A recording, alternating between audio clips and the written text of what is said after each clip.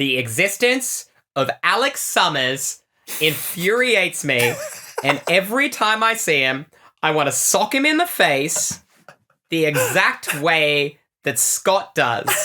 Without the man you go and play, we're gonna take on humanity. Transform, X-Men, we play scene in time. Transform, mutant, systems and final death. Now we're X-Men. Hello, Flat Scans, and welcome to the X-Men. We are the next stage in human evolution. Two trans women exploring the X-Men. I held up 4 fingers. That was no good. My name's Beth. And I'm Seanny. And tonight, it's a very special episode. It is a Halloween edition. Seanny, who are you dressed as? Well, I'm dressed as someone named Domino because Beth is obviously wearing a f***ing stunning outfit that she spent a long time on. And 2 days before the pod, she was like, maybe I'll wear it on the pod. So I had 2 days to rustle together a costume. And so I asked Beth for her help, knowing that she would know like roughly what my wardrobe that I already owned was. I'm like, who is the person that I can dress up as without buying anything? You're making me sound really mean. I gave you a lot of options, though. You could have been Callisto. And see, this is why you aren't mean, because I gave you that challenge and you gave me like 15 girlies to choose from. That is true. And you're a stunning Domino. Thank you. We are miles off Domino. We got a late 80s, early 90s at least. But you're going to love her when we get to her. I already love her from Google Images, so... Her power is and luck, Beth, you know. Yes, I saw Zazie Beetz be lucky in that Deadpool movie. Yes. Yes. And who is this vision in front of me? Tonight, I am dressed as the Diamond Lady, the White Queen of the Hellfire Club, Scott Summers' one true love, Miss Emma Frost. Oh, Frosty. And I'm going to be honest with you, this is like a test run because I had planned it for the Hormones Halloween show on Friday, but this is going to come out after that, so maybe that is the test run for this. You're getting to see it first, but also second, but we're doing it first. Know that in the context of history, you will go down as having seen it first. Is this maybe the greatest fit check we've done so far? I think it might be. We've opened the episode with the fit check. Do you have anything exciting to tell me? I am excited because it's Halloween time. That is the reason we decided to dress up like this. It's the spooky season. It's just a good time to be alive. It's just Spooky Girl Christmas, isn't it? It's Spooky Girl Christmas. And as a spooky girl, I hang out for October every year. You are a gorgeous spooky girl. I have one exciting thing to show. I've got a show and tell. And I know you've already seen this, Seanny, but yes. Yeah, Yes. Beth did a silly thing. You know, Emma Frost is rich, so I pretended to be rich and I bought a new guitar. And we have the hot pink Rhodes V, and it's mini for my tiny little hands. It's very, very cute. And I know this is a podcast where we're meant to be talking about the X-Men, but yeah, I got to spoil myself and I wanted to show it off. Show off the axe girl. I think we can go home now. It doesn't get much any better than that. Don't tell the audience that, because I've got a lot of things to say. We got some spooky Halloween stuff happening in this first issue. We do. It's a very spooky Halloween-themed first issue. And with that in mind, shall we jump into X-Men 96? Let's do it. Before we start our synopsis, what do you think of the issue without any spoilers? I loved this issue. Do we say favorite issue yet? I think that we do. It's my favorite issue yet too. Yeah. These 2 issues are... I definitely like this first one more, but I will say I only have like 2 downs across both of these issues. One brain. We are so on the same page here. This issue is insane, and I cannot wait to speak about it at length. And with that in mind, let's talk about X-Men issue 96. In X-Men 96, it's the Night of the Demon, but if the X-Men can't defeat it, it might be the last night of the world. Autumn has arrived early, and we open the issue on Cyclops, the X-Men's heavy-hearted leader, ruminating over the recent death of his teammate Thunderbird. Tortured by his own inner monologue, Cyclops unleashes the full-out power of his I-beams into the woods behind Xavier's mansion. Tearing wildly through the trees, his I-beams destroy a cairn hidden amongst the trees. Now, I had to look up what a cairn was, but that word gets used a few times in this issue. It's a pile of ceremonial stones used in ancient rituals. Did you know that? I did not know that, but I love your can-do attitude in researching it. Well, the whole team knew it. But if you remember, in Giant Size X-Men, Xavier implanted English into their brains. So all the old-timey words he knows are in there. I forgot about that because he does drop can and Storm's just like, I'm on it. Cyclops reprimands himself for showing some emotion for the first time in his weary life, and he departs, trickling the dusty remains of the can through his fingers as he leaves. But behind him, something mystical stirs. We return to the X-Mansion, where the rest of the new X-Men team are training in the Danger Room.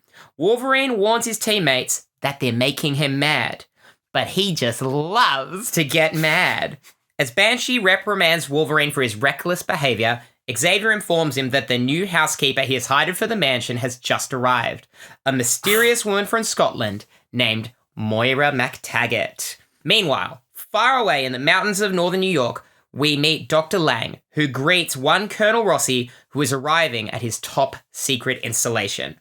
Rossi informs Lang that his superiors are planning to shut down his top secret project, Project Armageddon. What is Project Armageddon?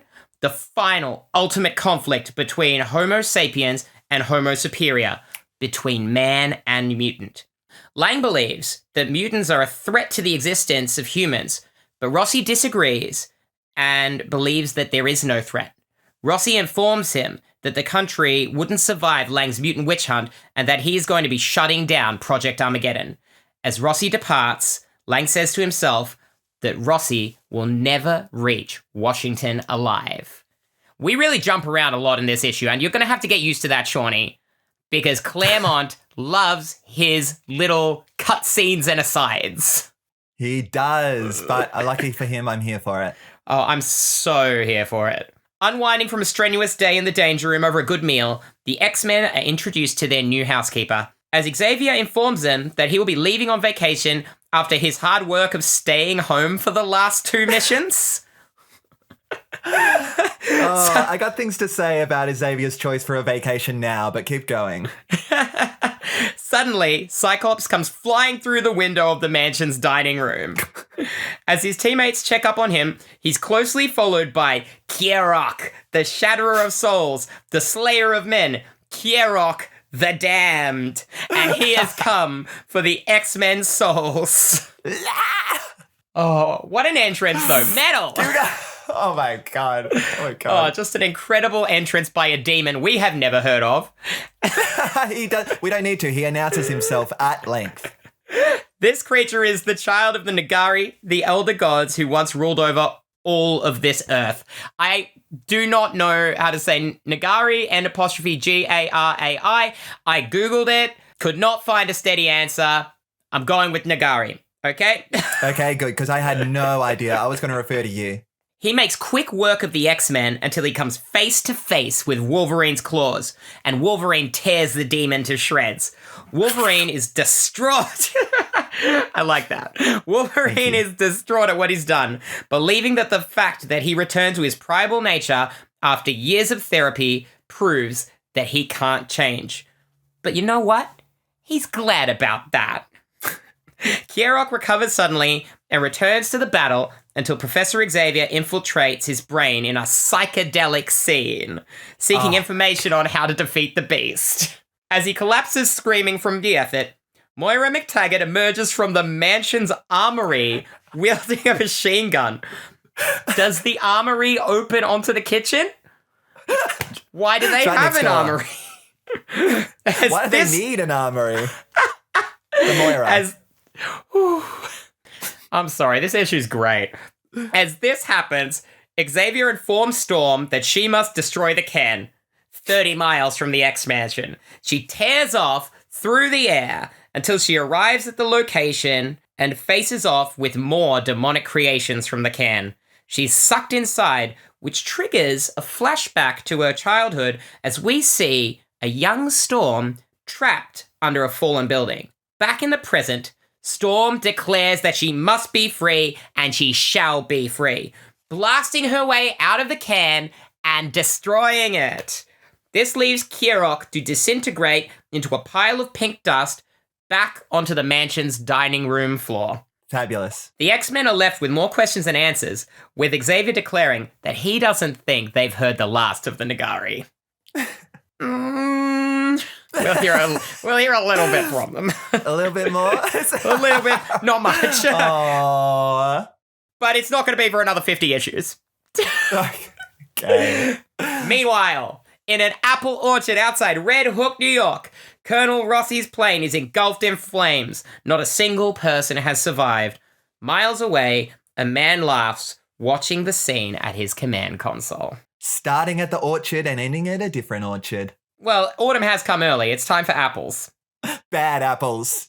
We have a lot to say in our ups, downs, and X's here, but I know you've got some big feelings, Seanny, and I would like to give you this time and open the floor to your big feelings, provided you don't make me cry too much and spoil my costume. I will do my best. And look, I ummed and ahed about whether this was the issue to do it because I really want to start talking about demons, but this is an important one, I think, because this is the first of my experiencing of the X-Men where we are seeing a storyline start that is a solid mutant discrimination eradication storyline. And I know it's been hinted at in the past with Bolivar Trask, but in terms of my experience, Stephen Lang is my first villain who is going, Muty's got to be stopped, here's why. And it is a little squirmy to be reading a plot line from 50 years ago about mutant witch hunt projects that still feel like such a relevant parallel to what is happening politically today in regards to trans and queer people. And it's important to remember that it is always based around fear. Not only do these cartoon villains exist in real life, but they are louder than ever right now. If you're trans, you're probably already aware and sick of hearing it, but it was 2023 when at the televised Conservative Political Action Conference, Michael Knowles publicly declared, for the good of society, transgenderism must be eradicated from public life entirely. Now, the most vitriolic word in that sentence is obviously eradicated, but I think the far more nefarious part of it is for the good of society. People who follow these beliefs often justify them by scapegoating topics like bathroom predators or groomers, issues that obviously no sane person agrees are good things. But the statistics around the correlation of trans people existing and these incidences being assured do not and have not ever lined up. The most insidious thing about these fear tactics is that they work both ways. And as someone who knew a long time ago in my heart who I was, but delayed becoming that person for far, far longer than I should have, I can say it was entirely based around the fear of how I would be perceived by others. The bottom line is that people have always feared things that they don't understand, which therefore leads to the paranoia that, like Stephen Lang fears, if there is more of them, there is less of me. If I'm getting outnumbered by something I don't understand, that's a bad thing. If you are somehow a conservative person watching this, I implore you, if you have the means, try and have a conversation with a trans or queer person about how sweeping judgments like these affect them before you lock these into your core beliefs. Because the only way to conquer fear is with understanding. Thank you, Seanny. That was a very powerful statement. I really appreciate that you took the time to write it as well. Thank you. So, it really, I don't think we've addressed it on the pod. If you don't follow us on the socials yet, you gotta, because Beth has been crushing it with these little mini essays about themes that come up in the X-Men that relate directly to trans and queer people. And so a lot of that sort of stuff has been floating in my mind a lot. And this was my first experience reading the comics where I saw like a representation of this, and it just brought up a lot of feelings I had to get off my chest. And I acknowledge this is the most serious thing I've ever said on the pod. And of course it has to be while I'm dressed like this. No, I think that just makes it even better because it shows that no matter how we look on the outside, that our feelings are real in here and that we're people and that we matter. And I could be wearing a silly X-Men costume, but I'm still a person and you're still a person and our identity matters.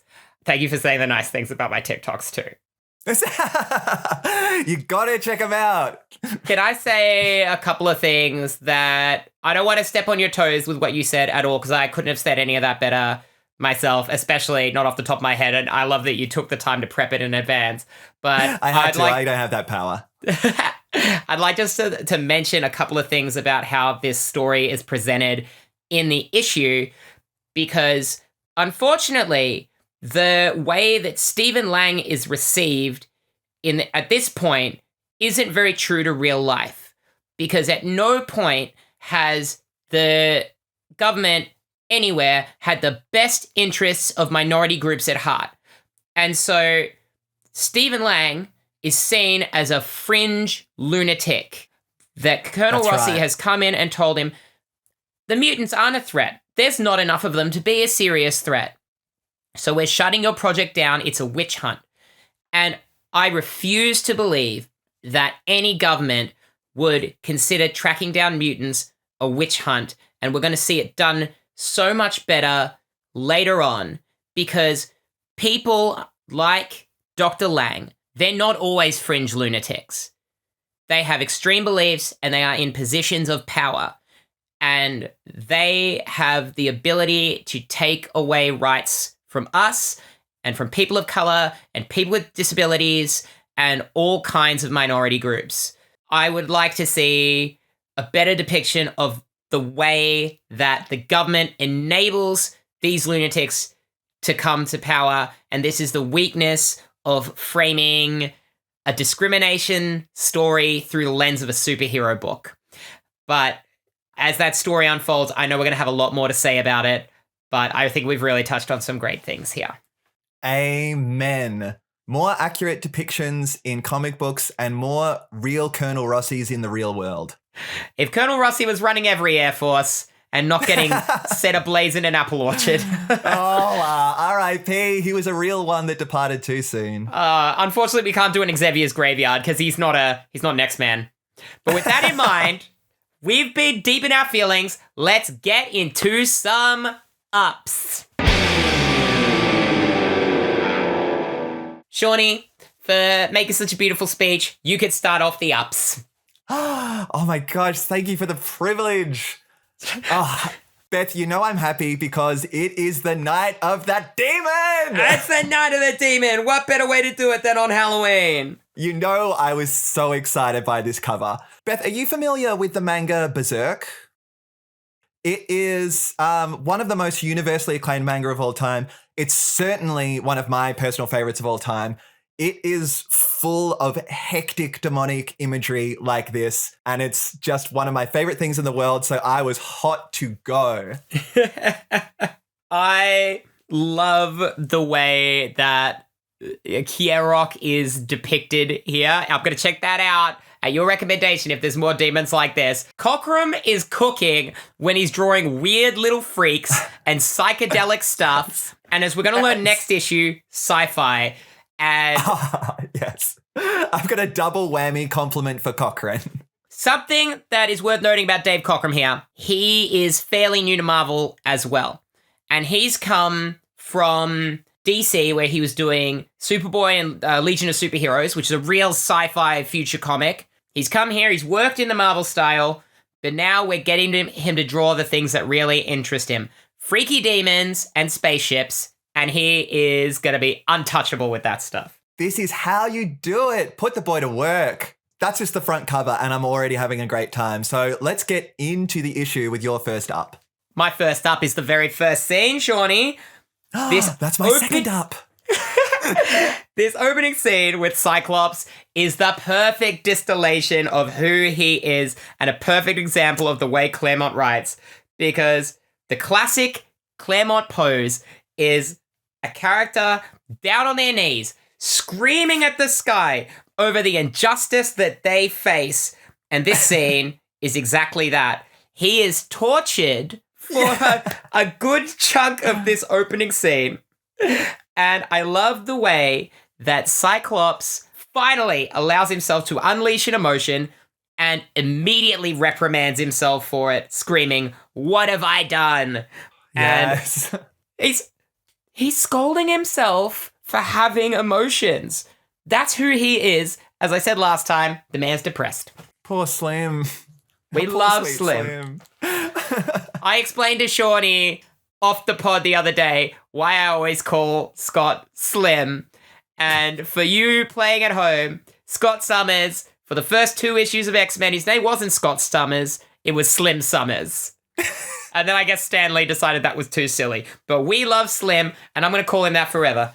The real Slim Summers, please stand up. Oh, you're next up, Seanny? It's the same scene that you were just talking about, because the Claremontian prose is kicking off thick in this opening page, describing that autumn has come early, the trees on both sides of the Hudson River ablaze with 1,000 myriad fires, 1,000 myriad shades of death. He's cooking. He's a writer that the other Marvel writers weren't writing like that at the time. And he studied theatre. He studied at Bard College to be an actor. And that's why you see all that Shakespearean stuff coming through in the way that he writes. We're going to see in the next issue, he is unabashedly in love with the Bard. Now that Thunderbird is gone, Wolverine is the hothead of the team now. Yes! And he is way better at it. There's a few great scenes that stand out for me for Wolverine in this issue. The first is the scene in the Danger Room. He's telling the X-Men that they're making him mad, but he loves to get mad. He loves it. The other scene is the one where he's just shredded up Kierrok. We've learned that it isn't final. Tears the demon apart and immediately regrets his actions, declaring 10 years of psycho training, of hypnotism, of drug therapy, 10 years of praying, and I cut him to pieces without a thought. Nothing changes. But you know what, Chuck? I'm glad. I'm glad. Oh my gosh, another little insight into Wolfie. And it's, again, none of this is going to get defined for a long time. Claremont loves to throw out plot threads to be picked up later. Wolverine's backstory is one of them.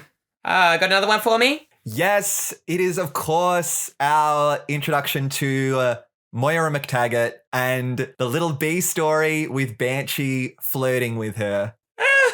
I have very few downs for this issue, and a lot of the stuff with Moira is some of it, but Banshee and his love story is not one of them. He's enough because it is love at first sight for our Sean. He is a gorgeous man, and he's got a beautiful heart, and he deserves love. He does, and he's such a gentleman about it. I love him. Anything else you'd like to say about that? We learn that that Banshee's name is Sean Cassidy, which is like a really nice sort of mid-tier Irish name. Usually with like comic book conventions, if his name was like, you know, Patrick O'Shamrock, like you'd expect something like that. But you know, and if he chucks a little NY on the end of that, you know, he'd be making it even better. Perfection. I love this whole Danger Room scene.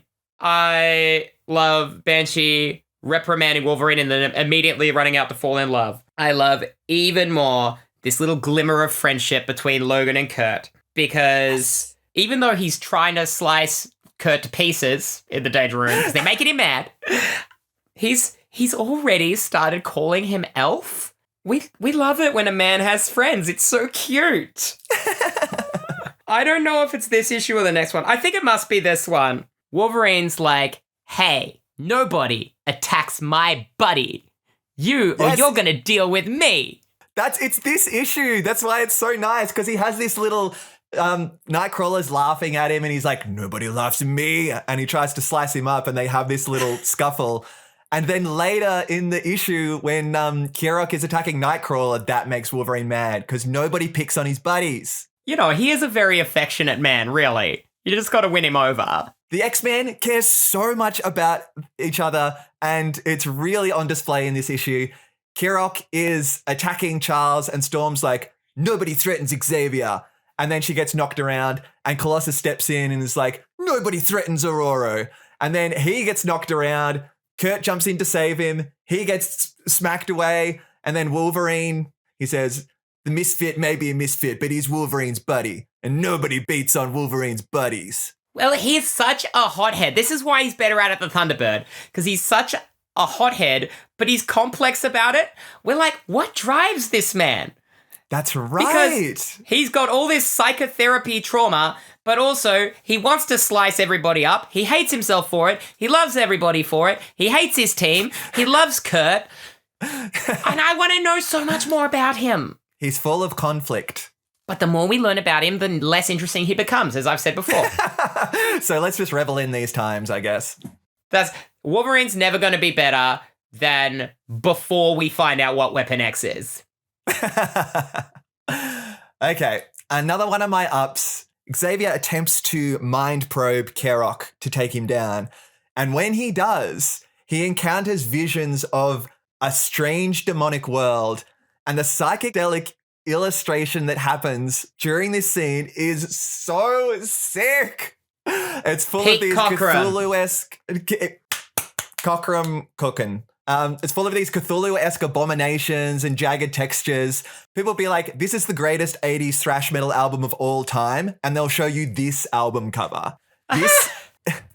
This is the kind of I was drawing all the time in the margins of my school books, and I love seeing it here. I like that he, in that one panel, has really broken out of the grid boxes, and that freedom to be like, I'm breaking Marvel's rules is what makes it so exciting. It does. I forget exactly what the text is, but the text gets all jaggedy and punk down the bottom as well. I'm like, whoa, so cool. This style is becoming something completely different. Oh, I love it. I would like to touch on the whole scene at the government base, which I know we've spoken about at length, but there are some things I really like about it. Just from the melodrama of a Claremont story, I think that really shines here because the madness that we see in Lang's eyes as he screams about Project Armageddon, how could this man possibly expect to achieve government funding by screaming like a madman like Rocking that? up to meetings, pulling this face. And at least, especially at this point in the mutants existed in Marvel Comics, where there isn't many of them. But it's like, I need 6 years of funding to take out these 10 dudes. And one woman. All right, I'm tapped. Okay, so my last up is that during Storm's battle with the Demon Phantoms, of which also any panel could be the sickest metal album cover you've ever heard, during this battle, we get the tiniest glimpse into a tragic moment of Storm's past. And I love the way that, these little flashes are communicated by the borders of the panels becoming rounded. We instantly know as a reader, this is a flashback. I think it's so beautifully done. I will forgive that once again, Child Storm has the same face that she has when she's an adult. My girl over here with the body of an 8-year-old, and she already has cheekbones that could cut glass. You just wait till we hit the late 80s and she gets de-aged to the body of a child for several years. Maybe it was a Spoiler flash alert. forward to when this happens. Oh, but like I said before, Claremont's little sprinklings of other storylines, the whole scene at the secret base, Storm's childhood, what Wolverine mentions about his hypnotherapy and stuff, he's just dropping threads that he can choose to pull on at any time. So I really love that. Shall we get into some downs? Do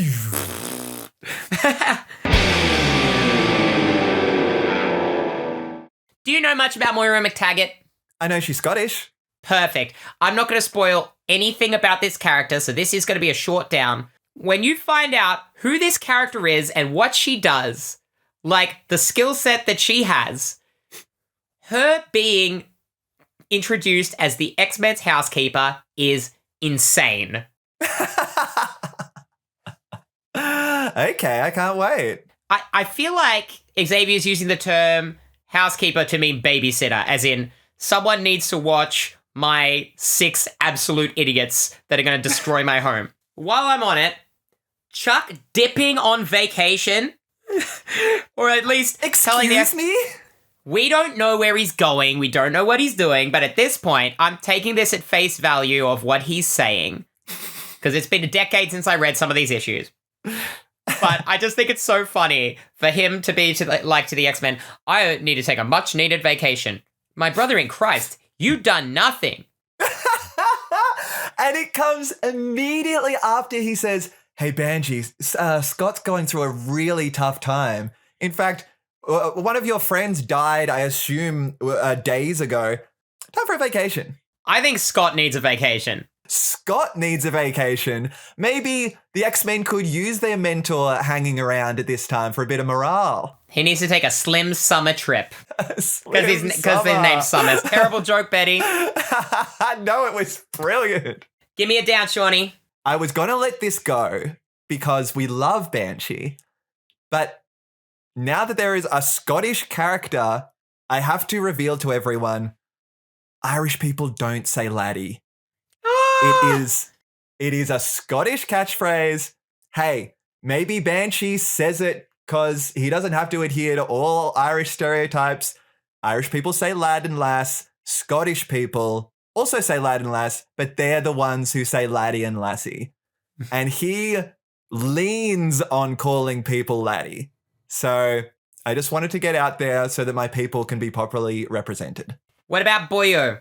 Boyo's fine. Boyo's great, in fact. Perfect. I got 2 more downs. Yeah, not much of a down, but Peter's little crush on Storm is so silly when he keeps trying to protect her. And he says the demon can't attack her because Colossus will not allow it. Pete's just a little boy. Like, bleep that. She is literally a goddess who controls all weather. She could run circles around you and use you as a lightning rod, Petey. Those memes of like Taika Waititi showing Kate. Which Kate is it? Kate Blanchett? Yeah, Kate Blanchett during Thor Ragnarok. Yeah, Thor Ragnarok. You know, me showing my breadwinning wife the Lego I want to buy. That's it. That's Peter and Storm. Last quick down. Another Deus Ex Machina ending. Storm just blows up the can and Kierrok's done. But a little pile of pink dust at Scott's feet when Kierrok disintegrates is gorgeous. It's a little Beth Seymour pixie dust. Oh, I wouldn't want Kierrok, the Shatterer of Souls, to leave this world in any other way. I know, someone so metal to do it, to go out in a way that's so Paris Hilton. Time for some X's. Beth, why the metaphorical statue of Thunderbird be looking so scary? Because he died in a fiery blaze of, what's the opposite of glory? Death or Glory is the Clash song. I can't say a fiery blaze of death. Why not? We're saying it. Death or Glory, just another story. That's it is, you know what, that's why it's an X, because it does represent probably the turmoil that's going on in Cyclops' brain. But instead of like, I don't know, fitting stoic tribute of like, oh no, our friend is departed, it's Thunderbird, you're right, looks like in the last moments of his life. Maybe it's something that Scott is seeing torturing him. I think that's what it is. Let's say that. And on that note, is Cyclops speaking with his own internal monologue? Because it doesn't seem like it with all the Shakespeare quotes. And then it keeps asking, can you, Cyclops? Can you, Cyclops? And he screams, no, no, no, until he finally unleashes his eye beams. If so, he has an awfully poetic internal monologue, because just beautiful. And that bit is just like so little childhood, like schoolyard. Can ya? Can ya? Well, can ya? Can you, Scotty? Can you? Can you? And he can't. He's too tortured. Isn't it funny that there's inexplicably a pile of ceremonial stones that contains demons within walking distance of the X mansion in the woods behind the house? This is my next X. It's not even something that could only exist in a comic. It's something that could only exist in this comic. They're an ancient demonic imprisoning chamber just next to the Hudson River. This is X-Men, Seanny. Well, we hope you survived the experience. My favorite scene in this whole issue is Moira running out of a door that's labeled Armory, wielding a machine gun. Because as I said in the synopsis, where is that armory? Why does Charles Xavier need an armory? I guess he's running a superhero team, but they don't use guns. This is years before Cable. And it seems to join onto the kitchen because she's immediately pumping rounds at Kierrok as she steps out of the armory door.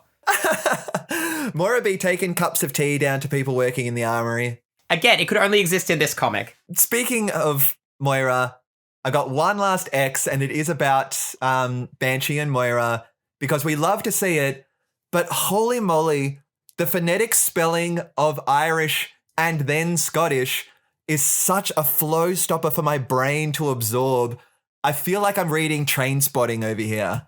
Girlfriend, this is nothing if you are not ready for years from now when we're reading any issue that has Rogue and Gambit in the same scene. Oh, I forgot about Gambit's Creole. No. Because every accent is going to be written phonetically. All right. Well, you know, that's just so us with our terrible accents can read it out loud and approximate it somewhat. My favorite issue so far, Seanny. How about you? Ditto. I've talked about tonal whiplash in the past. I have come to appreciate that it is just part of this period of X-Men. And in this case, I love it. I love that Banshee is flirting with Moira in the kitchen. There's probably like pleasant little music playing when Scott Summers smashes through the wall and a demon appears being like, I am Kierrok, Shatterer of Souls. It's like you never know what's going to happen on the next page, and I live for that. Me too, especially when it's cool demonic drawings. And on that note, it's time to dive into X-Men 97. Not the show. Let's do it. Let's do it. I love this issue too. I love this issue as well, which I didn't know if I would at first because there's a big old Havoc on the cover. I will die a Havoc hater, and I've said this before. My only encounters with Havoc so far have been like, and knowing how much you don't like him after how much X-Men you've consumed, I'm like, you're not going to win me over. Yeah, I'm going to poison you against so many X-Men that are probably fine. Yeah. I'm determined to like Dazzler this time around, but we got away before we get to her. Let's get into this synopsis. You know how hard it is to operate an iPad in these gloves? But how you doing with that? I'm sticking to the costume. This is what Emma has to deal with every time she plays with her iPad. Emma and me, both iPad babies. You know, I could easily put my notes on the computer screen, but I'm not that type of girl. I want to have a nice shot of me and my whole background here, and my computer's somewhere over in the distance. I didn't realize that that's why. So you're just like meters from your computer right now? Yep. Oh, well, if it's all for the sake of the shot, it's worth it. Yeah. How much of this stays in? This could be in the B-Sides collection too. In X-Men 97, it's Cyclops versus Havoc in a duel to the death. My brother, my enemy. And you know what, Seanny? My enemy too. I hate Havoc. The Bard of Avon said it best. To sleep, perchance to dream. Aye, there's the rub. For in that sleep of death, what dreams may come, when we have shuffled off this mortal coil must give us pause. You know what? I got confused. The Shakespeare stuff was in this issue. That was not Shakespeare in the other issue, was it? I didn't want to interrupt you, but I knew exactly where you were going with it. Play the riff. We open on Charles Xavier having night terrors as he screams for someone or something to get out of his mind. He dreams of an intergalactic space battle with a mysterious figure drawing closer and closer. But just as it moves close enough for him to make out a face, Xavier's dream ends. after some incredible Cockrum artwork. Again, I've got so much to say about this, Oh, and you better believe they're in my ups. Xavier rises from his bed for a coffee where he's met by Moira, the X-Men's new housekeeper, and nothing more. She says that it's good. She says that it's good that he called her to the mansion to help after all. What if friends, emphasis on friends, 4. 2 hours after the sun rises over Westchester, it rises over the Rio Diablo, where we see former X-Men and current doctoral candidates Alex Summers and Lorna Dane, who are now engaged in a relationship. And also doctoral candidates. I wonder what they're studying. Are they doing the same degree? Yeah, it's Western Studies. Did they do a whole undergrad as they left? You know what? Actually, I seem to remember something in Havoc's first appearance that maybe Scott was going to see him graduate college. Let's check up on that. As a Stetson-clad Alex heads out into the desert, Lorna muses over her newfound love until there's a knock at the door. An unseen figure who is known to Lorna blasts her with some kind of energy beam, knocking her flat. Alex hears the scream and returns to the house to find Lorna just fine, but holding up a glamorous and gothic new costume. Lorna blasts Alex with her magnetism, declaring that she is now Polaris, mistress of magnetism.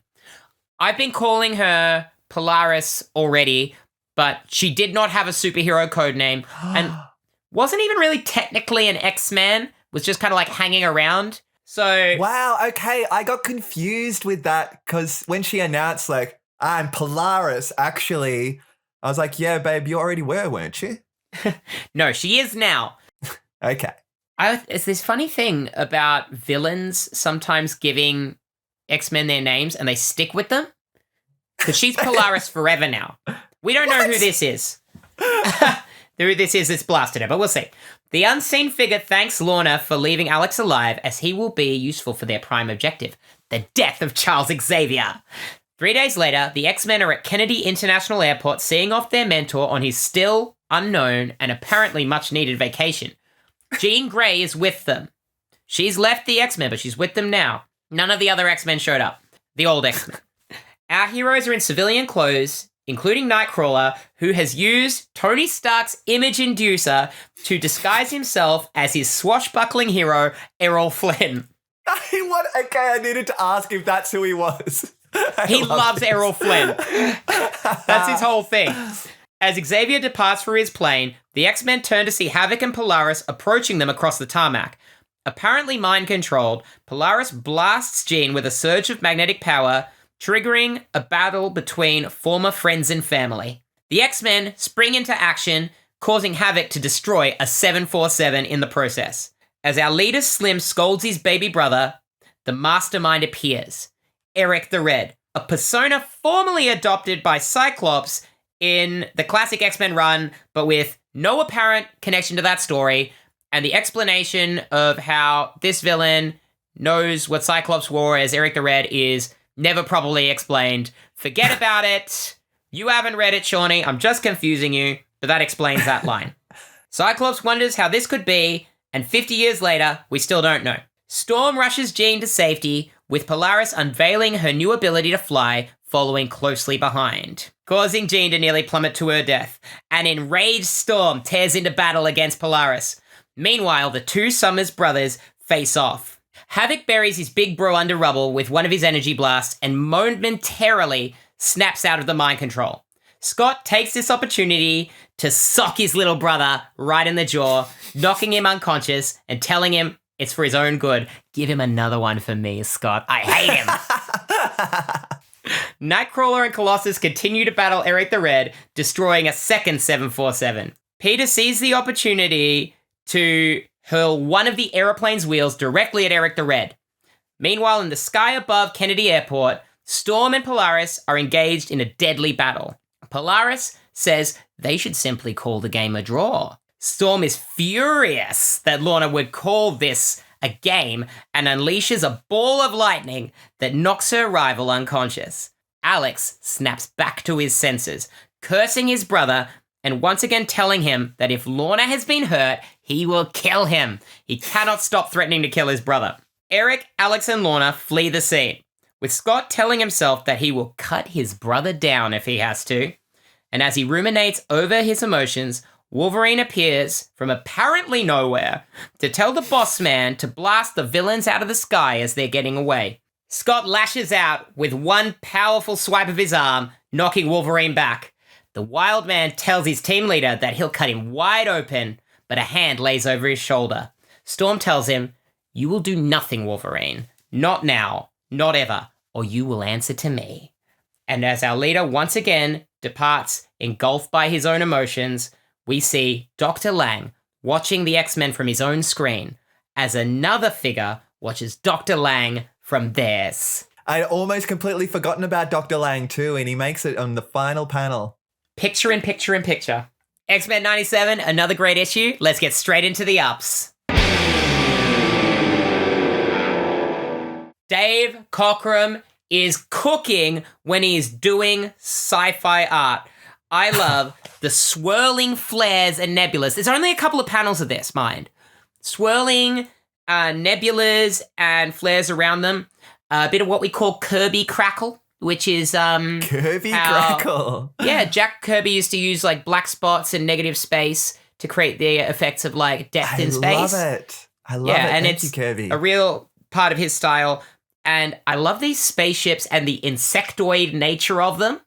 And the ships and the space helmets, it all seems very fleshed out. This is exactly what my first up is. Not only has Dave Cockrum proved that he can draw sick, demonic hellscapes worthy of thrash metal album covers, he can also draw sick sci-fi hellscapes worthy of prog metal album covers. I love the way that spaceships are drawn in the 70s because, don't get me wrong, I love like a realistic grounded ship like in Star Wars and stuff, but give me a chrome-plated, bombastic craft that looks like a bug and I'm so happy. We're still 2 years out from Star Wars here, right? We're still existing in the Barbarella world of sci-fi. It's Barbarella! That's why I love it. That's where I want to live. Yeah, me too. You know, after they cast me as Emma Frost, stick me in that Barbarella remake. I was going to say, you're giving a little Barbarella tonight. Next dress-up episode. We've set a precedent. But these little nuggets that we're getting with the sci-fi stuff and Dr. Lang, again, just little crumbs and threads that Claremont is dropping to pull on, and I love that. Yeah, me too. Give me an up, girl. Listen, I got an up for you. Storm has a magical girl Sailor Moon transformation to get into her costume. Storm is the MVP of this issue, and you can tell that Claremont is obsessed with her. She is. That scene where she gets so mad at Polaris and then has another like psychedelic panel where her hand's reaching out. The scene where she puts her hand on Wolverine's shoulder and says no, and he backs off, that tells you the power that she commands. She is such a boss. This is why she's going to be one of the most important X-Men. And in the last issue and this issue, both, like last issue, it's that, you know, she won't be contained and she's going to be free. And this issue is this is not a game, and then surges into her powers. We are seeing how strong Storm is, and she is so important to the X-Men as they're going to exist for the 50 years after this. I love it. I love our queen. Do you think Polaris's new costume ate? She ate up. I'm trying to imagine what her previous costume is, and it clearly didn't make much of an impression on me, but this one, I hope she sticks with it forever. She won't. Yeah, She's not really going to have a so. classic costume. This is the start of a long, long line of Polaris being mind-controlled. I don't think that we get to see who Polaris really is until the 90s, because she just keeps getting possessed by character after character after character. It's not an up. It's not an up. Why her? Did they forget to write her an actual personality? Actually, I have a down about that. That lack of personality is what's going to make her this fun train wreck in later series, and I kind of love that. Give me another up. Nightcrawler is very upset that Colossus may have been killed being thrown into a parked airplane. Once again, Peter's friends are so concerned with his safety. even though he's proven multiple times now that he's basically indestructible. I love the friendship, though. That Yes. they've just warmed to each other straight away, and they're connecting. It's really cute. As So I keep cute. saying, They it's have a cute cute- when men have friends. Yeah. They have a cute little moment when they're in disguise at the airport and Nightcrawler's like, look at the legs on her. And Peter's like, I have not seen legs before. Like, this issue's pretty light on character moments, but the ones we get are so cute. I actually really like that little scene of, they're being misogynists, but Yeah. Pete and Kurt Yeah, it has checking to be out said. the women's legs, and Peter saying they don't wear such short skirts on the collective. I said I wasn't going to do accents. No. That was good. That's your finest yet. Kurt disguising himself as Errol Flynn is its own brand for his character, as we're going to get to know him. And this is Claremont being like, I want to give each one of these people a distinct personality. His love of Errol Flynn is going to keep coming up and up and up and up. He's the swashbuckling Oh my X-Man. gosh. We love it. And you know what, Charles? We hate him. He's no fun for saying that Kurt can't disguise himself as a 1930s movie star. Nearly a down that the X-Men didn't smash any walls, but they destroyed breaking two and entering. 747s, so I forgive them. I love it when the X-Men destroy things. Collateral damage in buildings and machinery, perfect. Another one, I just love the way that Cockrum is illustrating all these different powers so distinctly, because he's I love defining that. the characters in the art. The little bubbles representing Polaris's magnetism. A bit Kirby Crackly too. The rings representing Havoc's power blasts. Yes. So we don't like Havoc. I love how his power blasts are illustrated. I feel them when they're coming out. I feel like I can hear them going like, whoa, whoa, whoa. And they play with the space in the panels, which I really love. Yes, And- that's right. This little thing that I don't know that we get to see much of years later, but we're doing it at the moment. This little fizzle when Slim is powering his visor up and down. This little Love that. pinky red crackle just outside the visor. As he's having these moment of conflict about whether he should shoot Havoc to take him down. And it's just fizzling away. So you could see he could unleash it at every second, but he just can't do it. He's having a real Point Break moment. Slim, he's just holding himself back, always. And this brings me to my last up. Because Cyclops' angst is the best running thread out of every issue we've read so far. Agreed. Because we've started really seeing it in that first issue where he came back from Krakoa, all distraught, missing the other X-Men, and it's just carried on since then. And his little external, I can't remember if it's in internal or external monologue, where he's deciding whether or not to shoot his own brother out of the sky. And he's kind of like to himself, what are you going to do, Scott? Shoot your own brother? Then watching him walk away alone at the end of an issue is something that we are going to see so frequently, it's probably constant. Oh, Slim. Boulevard of Broken Dreams constantly playing in his mind. But you know what? I am Emma, so he's my boyfriend, and I'll give him a big Do you old f- kiss. Do you fix him? I can fix him. You're what he needs to be happy. I don't even like men. I gotta clear that up with the audience. I'm getting enough weird DMs as it Sorry, is. boys. I don't need to open my TikTok DMs to people being like, I'll be your Scott Summers, baby. And on that note, that's a down for my life. Let's get into the downs. The existence of Alex Summers infuriates me, and every time I see him, I want to sock him in the face the exact way that Scott does. It's irrational. I hate him. The thing here is, the boys grew up in an orphanage. Slim didn't get adopted. Alex did. He got raised by a family, but they're still in touch. But all he has is this resentment that everybody loves Scott and not him. We don't know that yet. I'm putting this in your head, and I shouldn't be. But if I had to pick one X-Man that I hated above every other X-Man, it is Alex Havoc Summers. Oh no. Am I going to end up liking Alex just because he's the poor little puppy that no one wanted? No, one brain. One brain. I have to honor our one brain. And Scott's the one who nobody wanted. Wait, did Alex you say? got adopted. Oh, f him then. I thought that's why Alex was sour on Scott. No, you got no reason then, buddy. No, Scott grew up in the orphanage till Chuck found him. Well, God, no wonder he's sad all the time. Oh, the villains in these issues have been so weird. I had a lot of fun with our Slayer of Souls. Oh my God. But Eric the Red is, I don't know, we're never going to have a lot of questions answered here. We're going to know why he's here eventually. But you know what? That is Claremont setting things up. We're going to find out more about Eric the Red later and why he's here. But the issue is more, it's a complete MacGuffin. Him looking like Cyclops dressed in this storyline where he disguised himself as a villain to gain Magneto's trust and free the X-Men from Magneto's mutant city. And this is the costume that Cyclops chose. It's not, his wasn't as kinky. This is kinky. Eric, yeah. Also, in a story that started with aliens and a little bit of that sort of, I think, leaking into Polaris. We don't see who it is, but I assume that's sort of where they're going with it.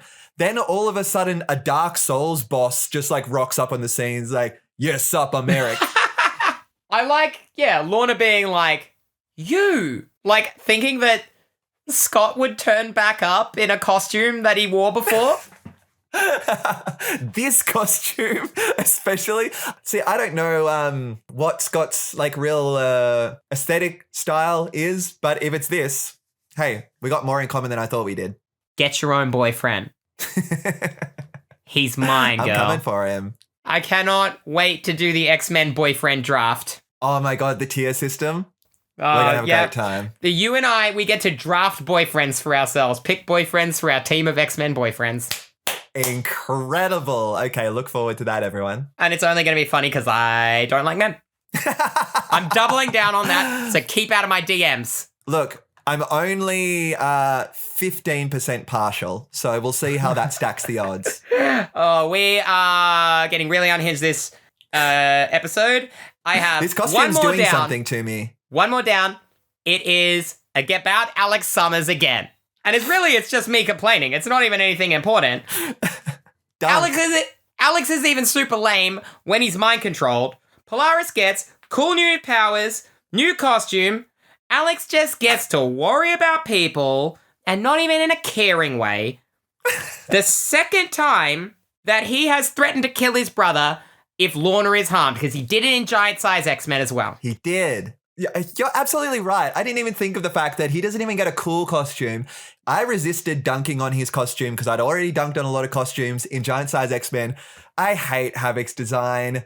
The big, like, face things that come out, and then the spindly little pointless bits of the mask that come out over here. It's form over function, and the form isn't even good. Bad news, girl. It doesn't really change. Let's take this home, baby. X's for X-Men issue 97. Rah! I leaked this X earlier. Lorna is effectively going to spend the next 30 years getting mind controlled by different people at different times. We're not going to know who she is and what drives her for a really long time. She's been hanging around the X-Men for about a decade at this point, and she's only just getting a superhero name that the villain has given her, and it's going to be her name forever. And I don't know this villain yet, but did she like sort of analyze her as a target and was like, magnetic powers, polar. I'll play with it, but we'll think of something good. We'll get there. I don't know. Okay, so we're at the airport. We're seeing Charles off. Jean Grey gives him advice to stay out of the sun and be on the lookout for sharks, which infers that Xavier is in for a classic seaside holiday. And the mental image of Chuck kicking back on the beach in a Hawaiian shirt with a little coconut with an umbrella in it is just too good. It's too hot today.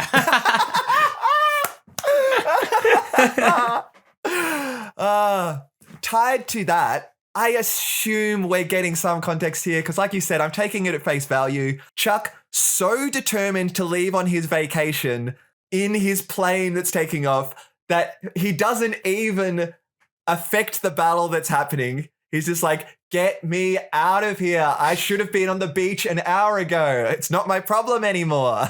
He hasn't even stepped in, like, with the psychic stuff like he does. I don't know. There's a lot of weird stuff about who's doing what in this battle because Charles explicitly says that Wolverine and Banshee are not there because Wolverine is feeling unsociable and Banshee is off being soppy and romantic with Moira.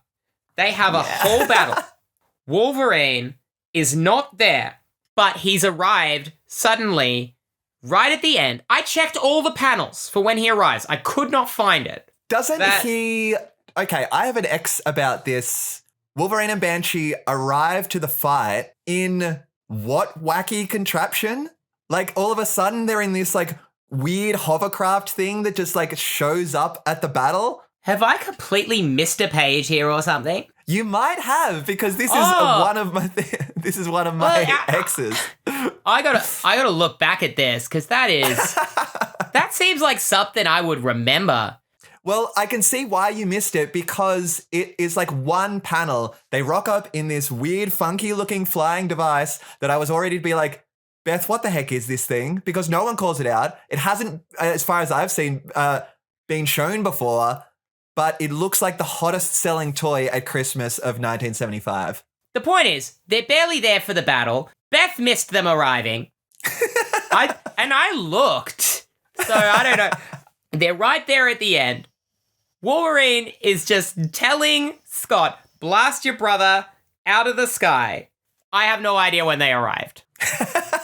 But it now, was seconds before this happened. You're making it sound like it was a Beth problem. And now it doesn't belong in the X's. We need a separate section called Beth Blonde Moments. Well, we both had one in the previous episode when we couldn't remember that poor Cyclops was the one who said, these guards are hypnotized. And we were all like, what's the problem with these guards? And I was like, oh, I think Banshee said something about it. But we stopped putting the issue on screen because we were getting distracted. Yes, exactly. This but is for your good. Tangent of us getting distracted is going to stay in here, so... Okay, give me another X. Okay. After spending a good chunk of issue 94 lamenting that he could never fit into the human world, Cyclops is literally out here in public wearing his cool little sunglasses. You mentioned... I told you we were going to see him. Yeah, I didn't think they'd be one issue away. I thought this would be like down the track in the 90s. They're like, let's give Cyclops some cool glasses. No. I feel like this is a day one thing too. Like, I think this is from the original run. He's always done it. I can't fault him because we love our dramatic little Slim. We love him. And I have one X about Slim here. My man is on business because the second he unexpectedly sees his brother, he doesn't turn around and say Alex, does he? He turns and says Havoc because he's straight into... Yeah. He's a child soldier. He's straight up like, costume, Havoc, not Alex. Yeah. He's seeing his brother unexpectedly acting crazy, but he's just shifting gears without even thinking about it. That's right. That's how he disassociates. I have one more X. What about you? I got a couple. Flash through. We witnessed that the X-Men have the ability to quick change into their battle outfits. I've already talked about how Storms is clearly the best, including Colossus, who was somehow hiding his enormous shoulder pads under his jacket when he just rips through them. The answer to this is Reed Richards' Unstable Molecules. And I'm sorry, that is the answer. Their costumes are made from unstable molecules made by Reed Richards, and that's pretty much standard in the Marvel universe. And that's why their costumes can appear and change shape and all kinds of stuff. I know it should make a difference, but I'm so happy that there's an explanation. There's always an explanation. It's the X-Men. It's just a lot of the time you won't like it. Magic science. Magic science. This didn't come up a lot in Giant Size X-Men, but it's happening more and more as the issues go on. We are getting wild with our action words. I don't know if there's an official like comic term for this, but it's your pows and your smacks and your onomatopoeia that happens when someone's punching something. But some of my favorite ones are in this issue. We've got tram, shakao, skak. There are a few that are specifically associated with certain X-Men too. And I had an X in the last issue that I skipped because anytime Wolverine unsheathed his claws, it says snicked. S-N-I-K-T. Yes. But in the last issue, it was spelled differently. We hadn't established a spelling yet. There was S-N-I-C-K-T. So I didn't think it was very interesting. But Wolverine... Are you kidding me? I'm going to be looking out for the snicked from now on. Yeah. Wolverine snicked. Cyclops' visor is zapped. Z-A-P-T. Nightcrawler teleporting is Bamf. B-A-M-F. You're going to see him. Bamf out of there. They call it Bamfing, like at different times in the comics. It's great. I like this little touch right at the end of the issue. Again, Claremont doing a lot of things all at once of airport, Lang watching on his monitor, someone, we're assuming Eric the Red, but maybe not, is watching on another monitor where you just see the arm. And, okay, so it's a cool panel, but I left it quite confused. Is Eric the Red controlling Lang? Or is he just observing Lang, observing the X-Men? You know when people watch a movie with you and they keep asking you questions and you just say, watch the movie, it'll get explained. I'm trying to do that without being rude. Okay. And actually, some of these things won't get explained. Well, ever since you said, like, oh yeah, Eric the Red, he just shows up and it's not really explained. I'm like, well, now what do I do? Well, I don't know. I'm confusing the issue. As we've established, this is the most unhinged X-Men yet, and we're getting a little bit silly and a little bit crazy and a little bit emotional on the pod, and that's fine. And you know what? I still love it. Girlfriend, good luck with this edit.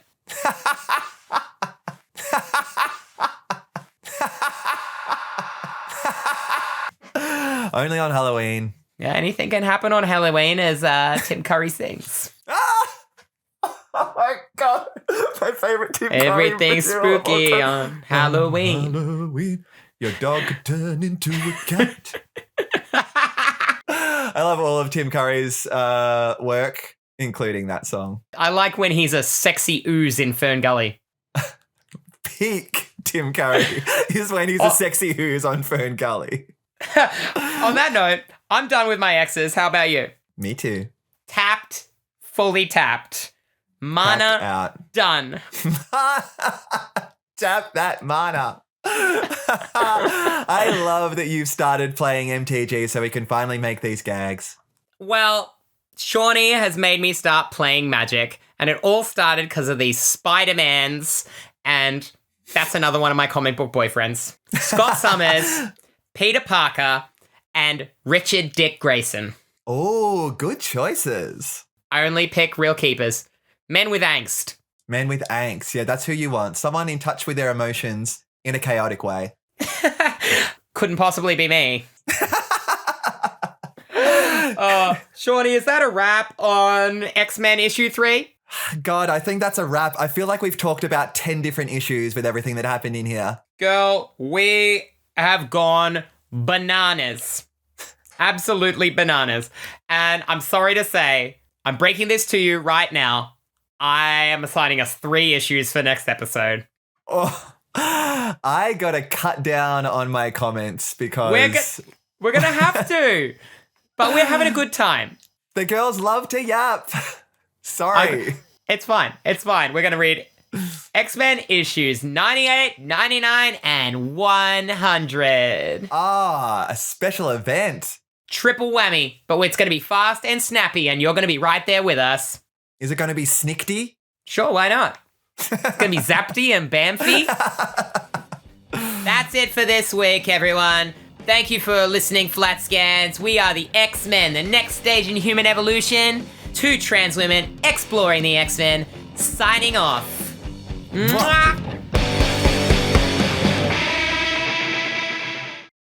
1, 2, 3, go clap. All right, you ready for it? Yeah.